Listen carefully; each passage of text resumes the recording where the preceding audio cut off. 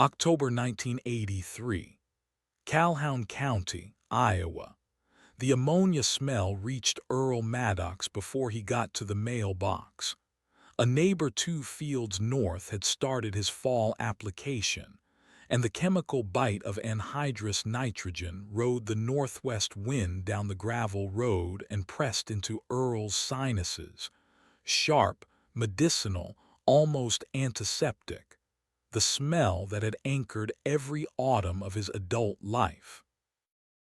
He was 62 years old and had walked that gravel road to that mailbox every morning since 1948, when his father Raymond died of a coronary at 51 and left him 40 acres.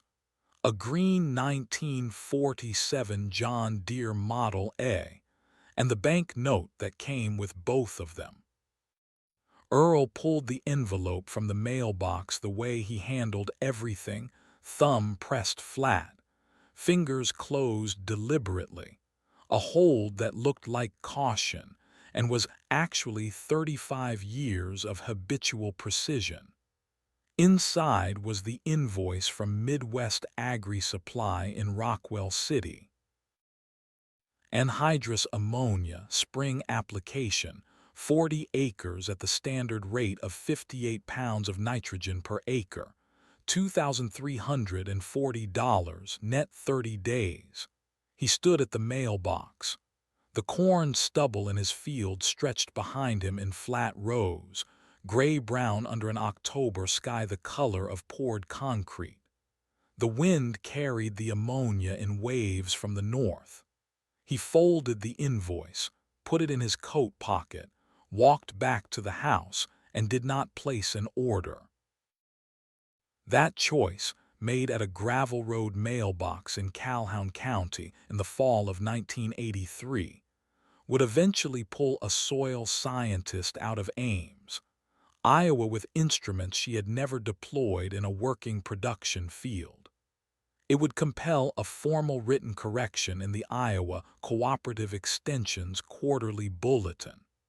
And it would cost a man named Leonard Pratt something that had taken him 30 years to assemble and required only 2 sentences to lose. But none of that existed yet in October 1983. What existed was 40 acres of depleted ground, a loan balance of $47,000 at 14.5% annual interest, and a 62-year-old man who had decided to stop doing something he could no longer afford.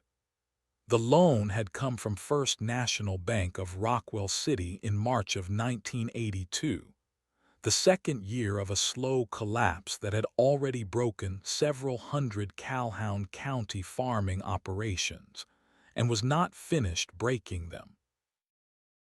The 1980 drought had cut Earl's yield to 61 bushels per acre, 2,440 bushels gross, at the 1980 elevator price of $2.53 per bushel, total income of $6,173 against input costs that ran past $7,000. The 1981 crop recovered in volume, but corn prices at the Rockwell City elevator settled at $2.12, and the arithmetic ran the same direction as the year before. By March 1982, Earl held $47,000 in operating debt at 14.5%. He paid $608 in interest every month. His wife Margaret had died of ovarian cancer in October of 1979, 2 weeks after the first frost. The soil test from the Calhoun County Extension Office arrived the same week as the ammonia invoice. Organic matter, 1.7%. The county average printed in the extension bulletin on his kitchen table read 2.1%. The agronomic ideal for productive Iowa corn ground, A figure Earl carried in his head from multiple readings fell between 3 and 4%. His ground registered 1.7. He had fed it synthetic nitrogen from a pressure application tank every spring for 19 years, and it had produced corn at county average rates in good years and below average in hard ones. And after 19 years of inputs that cost more in aggregate than the corn they produced, it registered 1.7. In November 1983, the Calhoun County Agricultural Extension held its annual farmer meeting at the Rockwell City Armory. 61 farmers sat in folding metal chairs set in 6 rows on the concrete floor. Dr. Leonard Pratt, who had managed the Extension's agronomy program out of Ames for 11 years and drove the 2-hour round trip to Rockwell City once a month for county office hours, stood behind a plywood podium and walked through his yield projections for the coming season. Pratt was 54 years old. He wore the same brown corduroy sport coat he wore to every county meeting and spoke with the ease of a man who had been right in print more often than he had been wrong. When Pratt opened the floor, Earl raised his hand from the 3rd row. He said he was not planning to apply anhydrous ammonia in 1984, and that he intended to seed a cover crop and let the ground recover from synthetic nitrogen. That he was working from a method his father had developed before the chemical era, and he believed the ground would respond. The room went quiet in the way rooms go quiet when someone says something the majority believes is wrong. Pratt said, "Earl, on 40 acres, with an active loan to service, you cannot afford to run pre-war methodology on a production field." A farmer named Dale Ingersoll, who ran 420 acres on the north side of the county and had not turned to look at Earl during any of this, said without moving his head, "You'll be in foreclosure before the corn's even up." Pratt did not contradict him. He moved to the next raised hand. What Earl did not say at that armory meeting, and did not say to anyone for the next 4 months, was that he was not experimenting with anything. He was reading. His father Raymond had farmed those 40 acres from 1922 until 1948 without synthetic nitrogen. Not initially by philosophy. Anhydrous ammonia infrastructure did not reach rural Calhoun County until the early 1950s, but because Raymond had developed, through 26 years of close field observation, a rotation system that the ground seemed to accept. When Raymond died, he left 3 things in the top drawer of the oak desk in the farmhouse: the deed, the bank note, and a copy of USDA Farmers Bulletin number 1811, published in 1938, titled "Legumes in Soil Improvement: Biological Nitrogen in Corn Production Systems." The bulletin was 62 pages. Raymond had filled the margins in a small, disciplined pencil hand. Earl had read the bulletin the winter after Raymond died in 1948 and set it aside. He was 27, and the county extension agent that year was a man named Carroll Sykes, freshly returned from 3 years advising agricultural reconstruction in post-war Germany, who spoke about synthetic fertilizers with the conviction of someone who had watched ruined fields go productive in 18 months.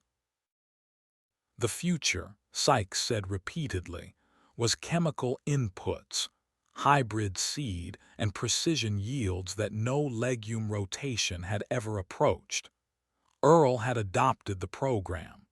For 19 years it had worked in the way things work when you measure them only against themselves. In December 1983, Earl pulled Farmer's Bulletin number 1811 from the oak desk drawer and sat under the overhead kitchen light and read it again slowly. He was not a young man, and his father's annotations were cramped in the margins, but he read every one. Raymond's critical notation appeared on page 31 alongside a passage on inoculation rates for nitrogen-fixing legumes. In his small hand he had written 22 lb/acre, Brady rhizobium inoculant, sept 15 after silage removal, do not disc in spring, roll only, plant corn into standing killed mat. Phosphorus does not leave, only the bacteria do. That last sentence. Phosphorus does not leave, only the bacteria do.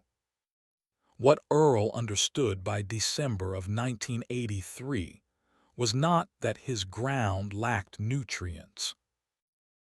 His soil test confirmed it carried adequate phosphorus and potassium, minerals that do not volatilize, do not rinse away in a single season, do not disappear the way nitrogen does when it is not replenished annually. What 19 years of synthetic nitrogen application had done was suppress the rhizobial bacteria population in his soil. Those bacteria fix atmospheric nitrogen, and more critically, they anchor the mycorrhizal fungal networks that distribute phosphorus and trace nutrients to corn roots across distances the roots themselves cannot reach. Without the bacteria as foundation, the fungal network had thinned. The corn grew on what Earl poured in and nothing else.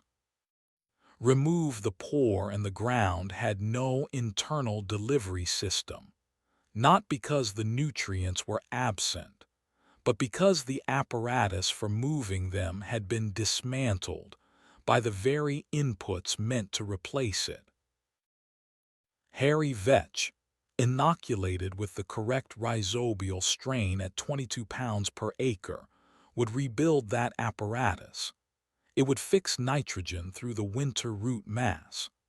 A roller in May would crimp the vetch into a mat without disturbing the soil biology beneath.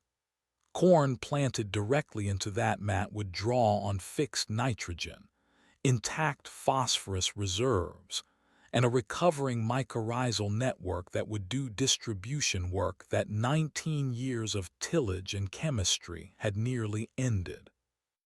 Earl sat at the kitchen table until past 11 that night. He did not share this with anyone. He had actually begun before the Armory meeting. In late September 1983, Earl ceded 7 of the 40 acres to Harry Vetch. He used the 1949 John Deere Van Brunt FBB grain drill that his father had purchased used in 1951, and that had not turned a wheel since 1967. When Earl switched to commercial nitrogen and stopped needing it. The drill stood in the back of the equipment shed under a canvas tarp, its original green paint faded to the gray-green of winter rye, the yellow stenciled lettering still legible on the frame. John Deere Van Brunt, FBB, Molen Ill.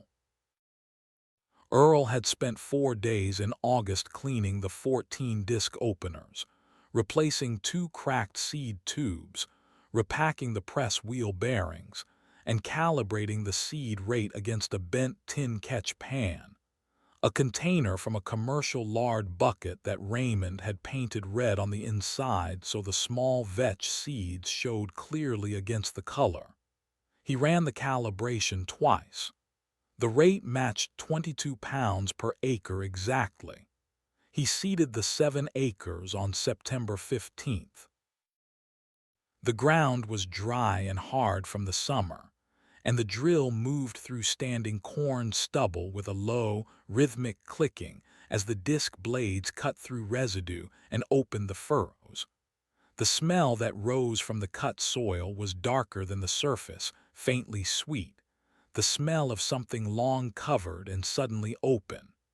The vetch germinated in 10 days. By mid-October it stood 3 inches tall between the stalks, a low carpet of purple-green visible from the road at the right angle. Dale Ingersoll drove past on October 22nd, slowed his pickup, looked, and drove on without stopping. In March 1984, Earl took his loan extension request to First National Bank of Rockwell City. The loan officer was a 38-year-old man named Carl Whitmore, who had replaced the retiring previous officer in 1982. Whitmore reviewed Earl's 2-year income figures, the outstanding balance, and the proposed 1984 operating plan. The plan carried no anhydrous ammonia line item, the single largest variable input on any corn operation in the county. Whitmore said, "You're running this year without fertilizer." Earl said, "I'm using a different method." Whitmore looked at the page for a moment. He said, "If your yield comes in under 80 bushels per acre, we have a conversation I don't want to have." Earl said he understood. What Earl did not know until later was that Pratt had reached Whitmore through the particular channel that information travels in small counties, through shared lunches and the same 3 barbershops, and had communicated that the loan extended to Earl Maddox should be reviewed carefully given his stated plans. Whitmore had absorbed this and approved the extension anyway, because the collateral, 40 acres assessed at $62,000, still covered the balance. He approved it expecting, in a private and practical way, to foreclose in the fall. That same month, Earl's attorney, a 71-year-old man named Francis Dugan, who had handled farm transactions in Rockwell City since 1951, sent a certified letter to the Iowa State University Extension Service in Ames requesting a copy of any formal or informal written communication to county financial institutions regarding Earl's farming operation. The extension's response arrived 3 weeks later. It acknowledged that informal conversations had occurred between extension staff and county lending officers. Dugan placed the letter in a file folder and left it there. On May 3rd, Earl borrowed a cultipacker from Howard Strick, the neighbor 2 fields east, and rolled the 7-acre vetch stand in the cold early morning. The vetch stood 18 inches tall, dense, and tangled, the stems purple-green and wet with overnight dew. The cultipacker crimped it flat in a single pass. The smell that rose with the crushed vetch was sharp and green, something between fresh-cut hay and raw legume, a cold and living smell in the May air. Earl planted corn into the mat that afternoon using Strick's 1981 White 5100 no-till planter, which still carried fewer than 200 acres on its row unit bearings. The remaining 33 acres he planted conventionally, corn on corn, no synthetic nitrogen, no herbicide pass on the cover crop section. By mid-June of 1984, the 7 vetch acres looked wrong. The corn stood 4 to 6 inches shorter than the adjacent conventionally planted ground. The lower leaves had yellowed at the margins, the flat, washed-out color of nitrogen stress, which is what a corn plant looks like when it cannot access sufficient nitrogen in the first 6 weeks above ground. Earl had expected this possibility. His father's margin note on page 31 had acknowledged it directly. First season will be slow. Vetch nitrogen releases after soil temp holds 60 degrees F. Patience. But knowing a thing in December and standing in a field in June watching corn turn pale while you carry $47,000 in debt at 14.5% are not the same experience. They occupy different parts of a man's body. Dale Ingersoll stopped at the fence line on June 14th. He stood there for a moment looking at the pale rose and then said, "Earl, I've still got room on the applicator. You can get a rescue pass in. It's not too late," Earl said. "I know you do." Ingersoll said, "That corn's going to stunt permanent if you hold out much longer." Earl said, "Thank you, Dale." He went back to pulling a broken fence post at the south end of the field. Ingersoll's truck pulled away on the gravel. By July 4th, after the soil temperature had held above 60 degrees Fahrenheit for 3 consecutive weeks, the color in the 7-acre patch changed. Earl noticed it on a Tuesday morning walking the rows before breakfast. The yellowing at the leaf margins had darkened first to olive, then to a flat, deep green. Within 10 days, the stress coloring was gone entirely. The plants remained shorter than the adjacent corn, but they had thickened at the stalk, and when Earl pulled a random ear and stripped the husk in the first week of July, the milk expressed from the kernel under his thumbnail was thick and uniform. He noted the date in the bulletin margin, July 12, 1984. He said nothing about it to anyone. In August 1984, the Calhoun County Farm Bureau filed a formal complaint with the Iowa Department of Agriculture and Land Stewardship regarding what it characterized as unsubstantiated claims circulating in the county concerning the viability of chemical input reduction on commercial corn acreage. The complaint named no individuals. The department acknowledged it by letter. No investigation was opened. The 7 acres harvested in October 1984. Howard Strick ran the 1982 International Harvester 1460 combine header through the field on a gray Tuesday morning, and Earl walked alongside with a notepad. The yield monitor displayed field by field as the machine moved through. 7 acres, cover crop method, first cycle, 107 bushels per acre, below the county average, below his 5-year average. But those 7 acres had received no synthetic nitrogen, no herbicide pass on the vetch mat, and reduced tillage passes overall. Earl's input cost per acre had dropped from $154 to $61.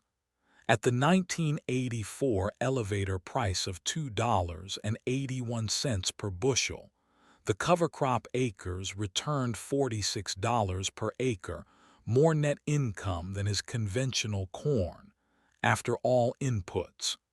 He wrote the number in his father's bulletin without comment. In September 1984, he ceded the remaining 33 acres to Harry Vetch. He ran the 1949 Van Brunt drill for 9 hours across 3 days. The September air was dry, and the field lifted fine dust behind the drill's press wheels, and the furrows the disc openers left across the field were visible in the low afternoon light from the road, clean parallel lines across the entire upper 40. He ran the catch-pan calibration before starting each field section. 22 pounds per acre, both passes. By October, the 33 acres carried a continuous low mat of purple-green vetch so dense that Earl's boots left no soil mark when he walked them, only a compressed trail through the stems. The summer of 1985 was where the story nearly ended. In June, Earl miscalculated his interest payment schedule and missed the installment by 11 days. Whitmore called on a Thursday, and his voice had changed from February, flatter, procedural, the voice of someone following a sequence that has rules attached to it.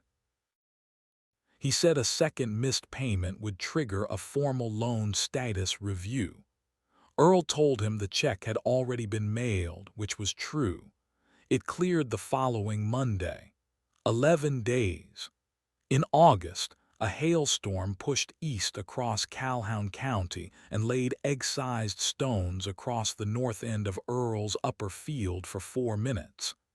He walked the field at first light the morning after, boots pressing through the crushed vetch mat, and counted stalks in the damaged rows. In the worst sections, 16 of every 100 plants showed broken or bent structure above the top ear node. In the surrounding rows, the percentage dropped to 6. The affected ears were still attached. The vetch mat had retained enough subsoil moisture that the corn had not lodged, and the stalks, heavier at the base than conventionally farmed corn of his experience, had taken the impact without shattering at the internode. He did not replant. He walked back to the house without counting the damaged rows a second time. October 1985. Howard Strick ran the combine header through the 40 acres over 2 days while Earl walked with his notepad. The weather had turned cold overnight, and the air above the field smelled of cut stover and diesel and the dry, starchy sweetness of mature corn at harvest. Earl's hands were cold, and he kept the notepad inside his coat between passes. The yield monitor read field by field. The 7 original vetch acres, now in their second full cycle, yielded 158 bushels per acre. The 33 acres completing their first vetch cycle yielded 141 bushels per acre. The Calhoun County average for 1985 corn, published in the Extension Bulletin, was 138 bushels per acre with full conventional inputs and full synthetic nitrogen application. Earl stood at the field edge when the combine finished its last pass. The October light came in flat and gold from the southwest, and the harvested ground was dark behind him, darker than the neighbor's ground to the north by 2 visible shades. He held the notepad in both hands and did not write anything additional on it. Howard Strick climbed down from the cab and walked over. He looked at the numbers on the notepad for a long time. He said, "Earl." Earl said, "I know." Strick pulled his cap off, turned it once in his hands, put it back on, and climbed back into the cab without another word. The number moved through Calhoun County, the way specific numbers move person to person at the co-op, at the elevator, at the feed store counter, until it reached Dale Ingersoll at the Farm Bureau office on a Friday morning 3 weeks after harvest. 158 bushels per acre, no synthetic nitrogen, second-year cover crop ground.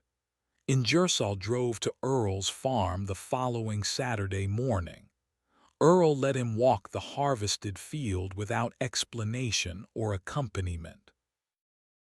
The ground underfoot was different from Ingersoll's own harvested fields. It yielded slightly under his boot, a softness that was not mud but structure. the compression and rebound of soil that had aggregate stability, pore space, biological material holding its form. He pressed his boot down and released it, and the impression filled slowly, the way intact ground does. He bent and picked up a handful, turned it, and pressed his thumb through it. An earthworm, thick and dark, crossed his palm. He smelled the soil. He straightened and looked at the field for a while. He said, "What did you use on this?" Earl said, "Hairy vetch, inoculated seed, rolled in May and planted directly." Ingersoll looked at the ground again. He said, "I've been farming 420 acres for 22 years. Earl said, "I know that." Ingersoll said, "I was wrong." He said it plainly, without theater, the way a man states something true that costs him something real. Earl said nothing. In January 1986, Francis Dugan presented Earl's full yield documentation, the certified letter from Ames, and 2 years of soil test records to the Iowa Department of Agriculture and Land Stewardship. The department's review, completed by March 1986, found that the informal communications between Dr. Leonard Pratt and First National Bank of Rockwell City constituted inappropriate influence on a private commercial lending decision, a violation of the Extension Service's Conflict of Interest policy under Iowa Administrative Code. Pratt received a formal written reprimand placed in his personnel file. He was required to draft and publish a written correction in the Iowa Cooperative Extension's quarterly bulletin. The same bulletin mailed to 347 Calhoun County farm operations, stating that inoculated hairy vetch rotation as a biological nitrogen source was agronomically sound under specific management conditions, and that his November 1983 public characterization of such methods as unsuitable pre-war methodology had been made without supporting data and was incorrect. The correction appeared in the spring 1986 edition. Pratt wrote it himself, as the department required. It was 8 sentences. He retired from the Extension Service 14 months later. In the spring of 1986, a soil scientist named Dr. Margaret Colton from Iowa State University's Agronomy Department drove to Rockwell City and asked Earl if she could sample his field. A colleague had passed along the bulletin correction, and she had found it sufficiently unusual to pursue. Earl said she was welcome to the ground. Colton spent 2 days on the 40 acres with a soil probe, a portable pH meter, and a biological assay kit she had transported from the Ames laboratory. She extracted 15 cores at measured intervals across the field and analyzed them for organic matter content, microbial biomass carbon, phosphorus availability, and aggregate stability. The results: soil organic matter at 3.4%, up from the documented 1.7% in 36 months. Microbial biomass carbon, a direct measure of living biological activity in the soil, read at 3.2 times the county average for conventionally managed corn ground.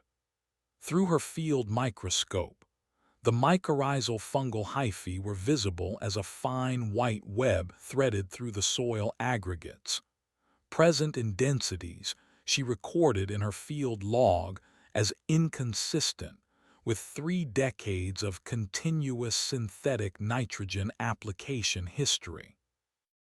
She published her findings in the Journal of Soil and Water Conservation in the spring of 1987.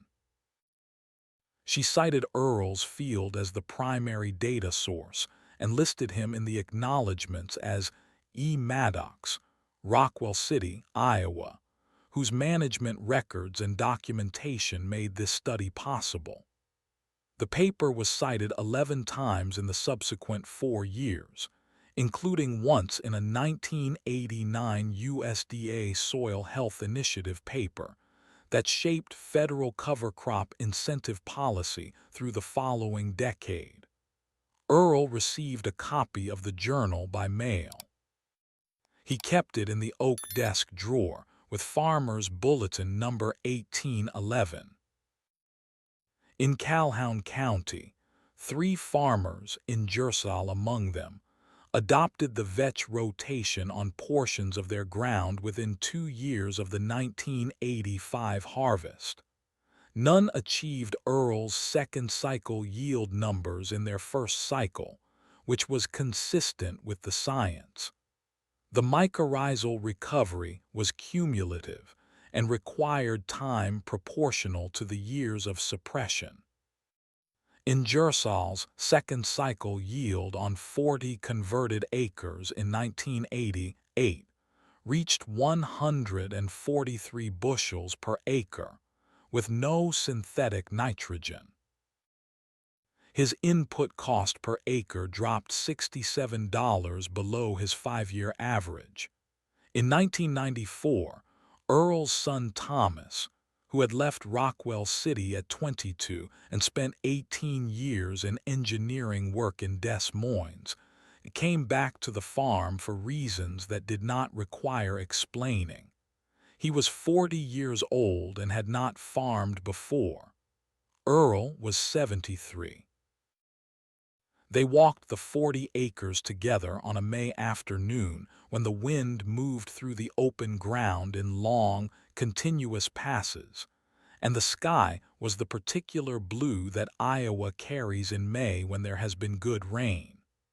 Earl showed Thomas the field the way Raymond had shown Earl 46 years earlier, not through explanation of systems, but by pointing at specific things.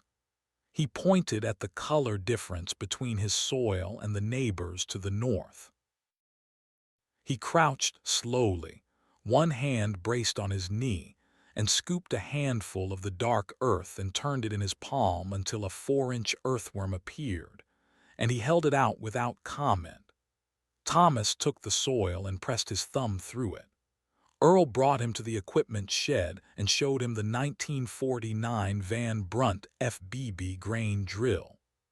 The green paint was original and worn in smooth ellipses around the disc opener handles where hands had gripped them over 4 decades. The yellow stenciled letters had faded, but remained legible. Earl had kept the drill on a specific schedule, press wheel bearings repacked every 2 seasons, disc blades checked for where each fall, seed cups blown clear every September before seeding. The last entry in the maintenance log, a spiral-bound notebook hanging from a nail just inside the shed door, was dated September 1993. Thomas looked at the drill for a moment and said, "We still need this." Earl said, "We still need this." Thomas said, "Ingersoll's running a GPS-guided no-till rig now. Could it do the vetch seeding?"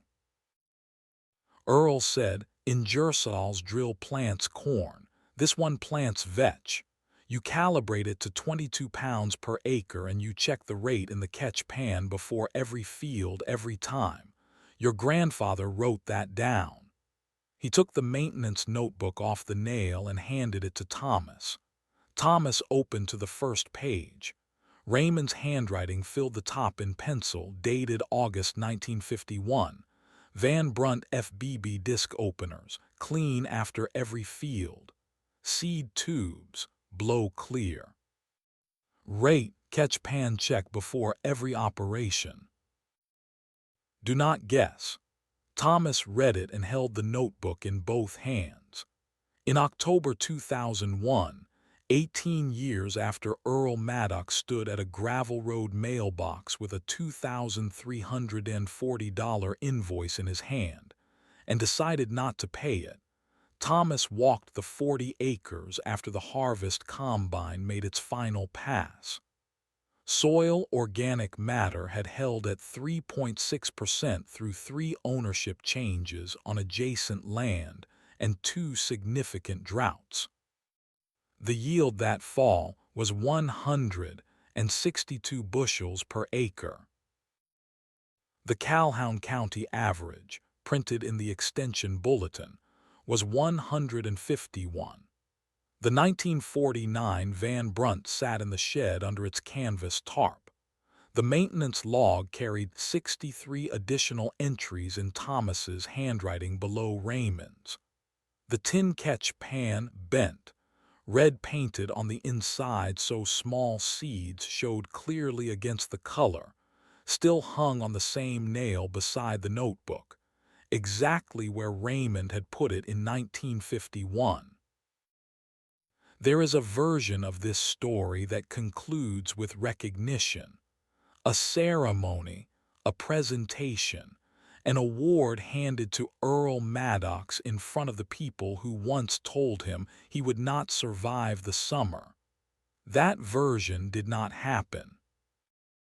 What happened was that the ground kept producing at rates that exceeded the county average, that 3 scientists published findings that traced directly to his field, that federal soil health policy shifted in a direction his father's bulletin had indicated in 1938, and that a man who was told publicly he would be bankrupt before July remained solvent, specifically, measurably solvent, for the rest of his working life and into his son's. The knowledge that passed through Raymond Maddox's pencil into the margins of a federal bulletin, and from there into 40 acres of Calhoun County ground, required nothing from the world's recognition to function. It required 22 pounds of inoculated seed per acre, a properly calibrated drill, a catch pan check before every operation, and the specific discipline of a man who does not guess about the things that matter. The ground already knew how to feed itself. It only needed someone to stop interrupting it.